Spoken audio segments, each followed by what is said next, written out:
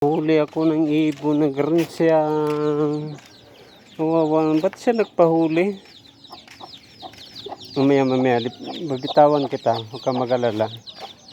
Tawag sa amin ito garin siyang red eye.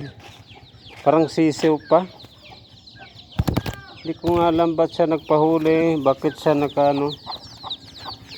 Wait lang. Papapali pa rin kita. Sisiw patay. Ayan na, sige na.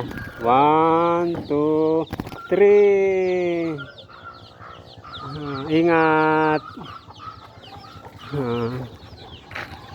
Ando na sa niyog.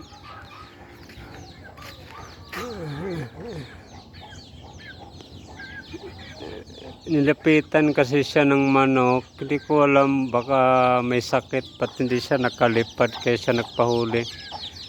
Buti na lang bumaksik siya ulit. Yeah, pinakawalan ko.